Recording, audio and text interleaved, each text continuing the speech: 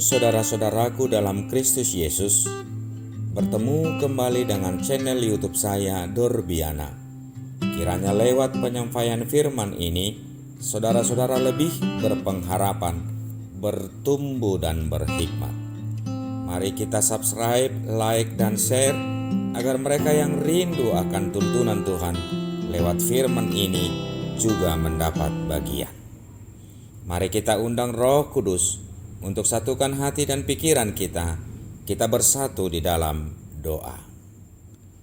Bapa Surgawi dalam Yesus Kristus, oleh kuasa Roh Kudus-Mu, urapi dan perkenankanlah hamba-Mu untuk memberitakan kebenaran dan kuasa firman-Mu dalam Yesus Kristus. Amin. Saudara-saudara dalam Kristus Yesus, firman Tuhan yang menjadi renungan bagi kita pada Minggu 2 Mei 2021 dikutip dari Mazmur 150 ayat 1 sampai dengan ayat 6. Demikian firman Tuhan. Haleluya. Pujilah Allah dalam tempat kudusnya, pujilah Dia dalam cakrawalanya yang kuat. Pujilah Dia karena segala keperkasaannya, pujilah Dia sesuai dengan kebesarannya yang hebat. Pujilah Dia dengan tiupan sangkakala, pujilah Dia dengan gambus dan kecapi. Pujilah Dia dengan rebana dan tari-tarian, pujilah Dia dengan permainan kecapi dan seruling. Pujilah Dia dengan ceracap yang berdenting, pujilah Dia dengan ceracap yang berdentang. Biarlah segala yang bernapas memuji Tuhan. Haleluya. Saudara-saudara dalam Yesus Kristus, ungkapan haleluya di zaman ini sepertinya sudah menjadi simbol kekristenan dalam bentuk kata. Juga salah satu cara untuk memelihara iman atau salah satu cara untuk mengucap syukur kepada Tuhan. Apa yang dimaksud dengan haleluya? Haleluya berasal dari bahasa Ibrani yang terdiri dari dua kata, yaitu hallelu dan yah. Kata hallelu merupakan sebuah bentuk jamak yang artinya adalah halal, yang maksudnya adalah menyembah, berterima kasih, bersorak, berbangga dalam Tuhan. Sementara kata yah adalah kependekan dari kata Yahweh atau Tuhan. Maka dengan demikian arti sederhana dari kata haleluya adalah terpujilah Tuhan atau terpujilah Yah atau terpujilah Yahweh atau terpujilah Tuhan. Di pihak lain ada yang mengatakan bahwa halelu terdiri dari dua kata, he dan lamet. He adalah sebuah gambar laki-laki dengan tangan yang sedang menganadah ke atas untuk melihat pada suatu penglihatan yang menakjubkan. Sementara lamet merupakan sebuah tongkat yang sering digunakan pada gembala untuk menggerakkan para kawanan domba ke suatu arah. Maka dari itu, penggunaan dua huruf he dan lamet menjadi hallelu memiliki arti melihat ke arah. Dalam bahasa Inggris, Yah dipakai menjadi Jehovah.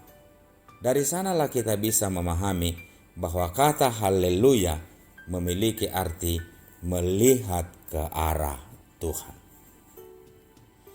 Kata haleluya ada disebut sebanyak 24 kali di dalam Perjanjian Lama, sementara di dalam Perjanjian Baru hanya disebut 4 kali. Khotbah kita kali ini yang dikutip dari Mazmur 150 ayat 1 sampai dengan ayat 6 sekaligus menjadi penutup kitab Mazmur yang sangat terkenal dengan pujian, nyanyian dan hikmat. Mazmur 150 ayat 1 sampai dengan ayat 6 ini diawali dengan ungkapan haleluya dan diakhiri dengan haleluya. Dihubungkan dengan pengertian ungkapan haleluya di atas, saya menyimpulkan bahwa kitab Mazmur 150 ini walau hanya terdiri dari 6 ayat saja, adalah merupakan ungkapan pujian, nyanyian, doa yang sangat sempurna, sekaligus menjadi patron ibadah yang lengkap, kudus, dan menetapkan pribadi Allah, pribadi Yesus Kristus sebagai titik fokus, sebagai pusat perhatian, pendengar, dan penerima tunggal atas pujian yang disampaikan si sang pemuji. Saudara-saudara yang terkasih dalam Yesus, hati-hati dengan ibadah yang begitu marak jika ibadah hanya menyenangkan hati kita, memuaskan keinginan, dan demi memenuhi selera kita. Di dalam kitab Amos 5 ayat 21 sampai dengan ayat 24 berkata, "Aku membenci, aku menghinakan perayaanmu, dan aku tidak senang kepada perkumpulan rayamu. Sungguh, apabila kamu mempersembahkan kepadaku korban-korban bakaran dan korban-korban sajianmu, aku tidak suka, dan korban keselamatanmu berupa ternak yang tambun, aku tidak mau pandang. Jauhkanlah daripadaku keramaian nyanyian-nyanyianmu, lagu gambusmu tidak mau aku dengar. Tetapi biarlah keadilan bergulung-gulung seperti air, dan kebenaran seperti sungai yang selalu mengalir." Saudara-saudara, apakah kita telah memuji dan memuliakan Allah dengan sikap yang mengenadah kepada Bapa, mengenadah kepada Yesus Kristus, fokus kepada satu titik yang menjadi sumber keselamatan, yang menjadi sumber berkat bagi kita?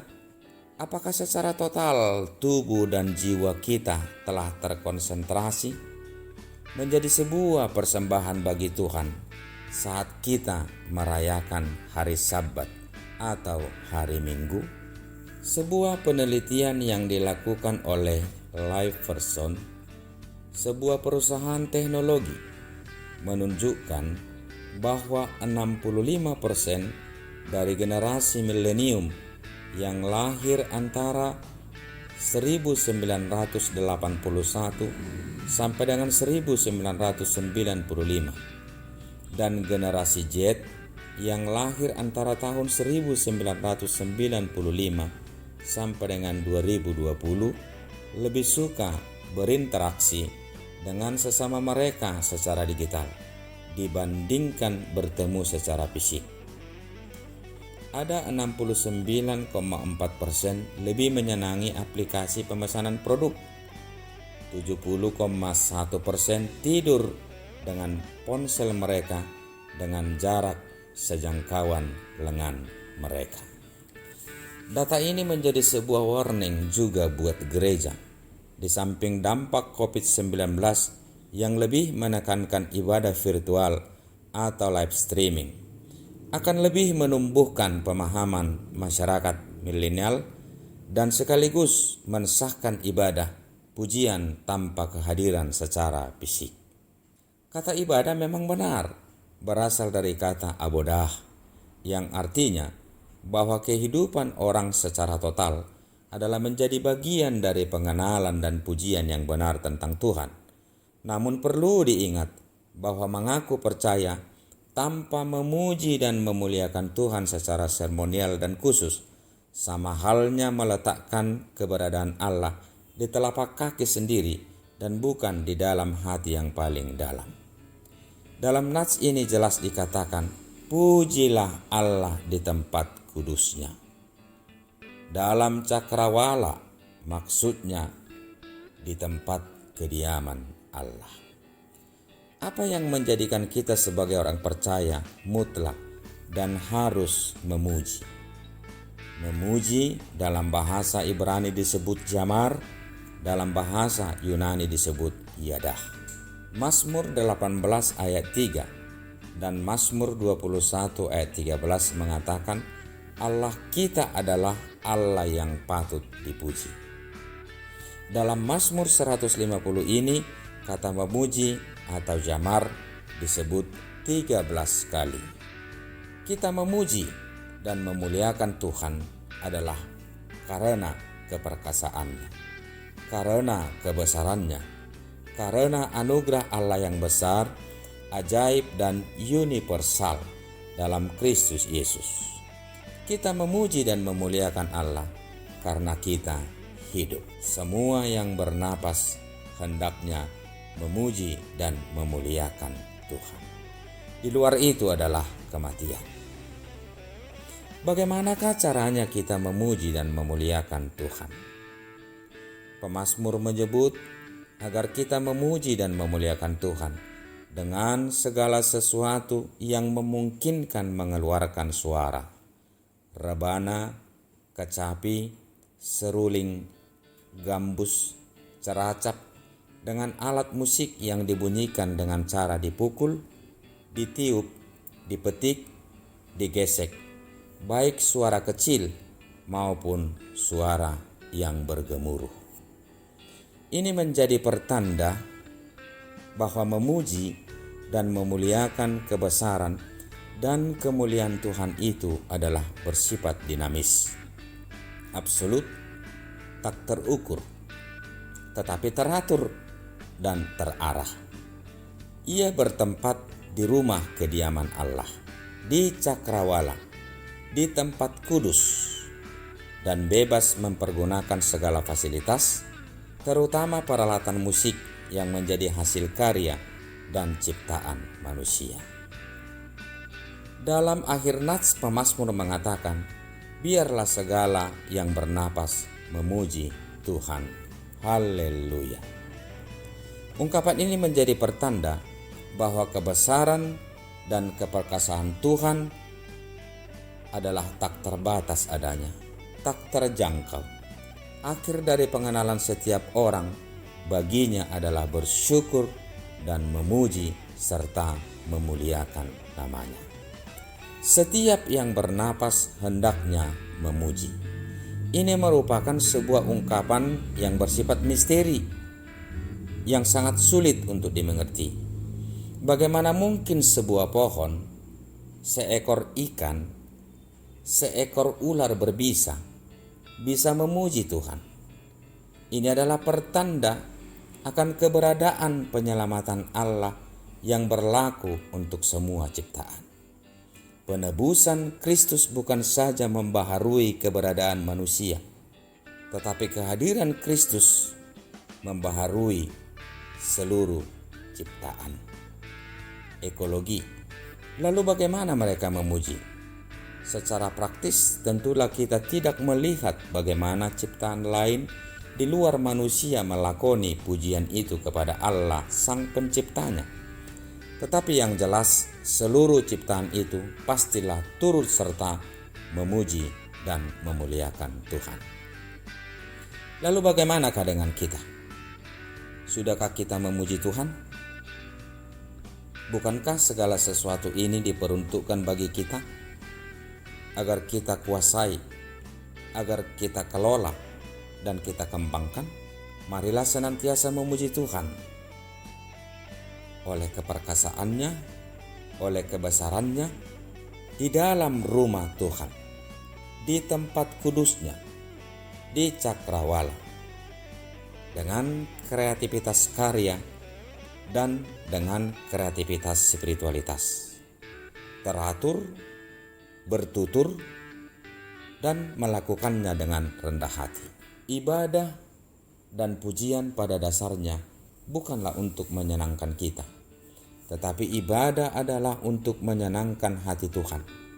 Ibadah yang berkenan bagi Tuhan pasti jugalah menyenangkan hati kita, mengobati kita dari segala duka, menumbuhkan pengharapan dan sukacita kita, dan membawa kita menjadi hamba yang semakin berhikmat. Selamat memuji dan memuliakan nama Tuhan. Amin, kita berdoa. Bapa Surgawi yang besar dan perkasa, oleh kuasa roh-Mu, naungi, tuntun dan bimbinglah kami agar menjadi pribadi yang senantiasa sujud dan berlutut di hadapan-Mu untuk memuji dan memuliakan Engkau. Oleh ibadah dan pujian kami, utuslah kami Tuhan, agar menjadi pribadi yang senantiasa kuat untuk menyelami pendampingan-Mu dalam memenangkan segala perkara hidup kami. Dalam Yesus Kristus kami berdoa dan bersyukur. Amin.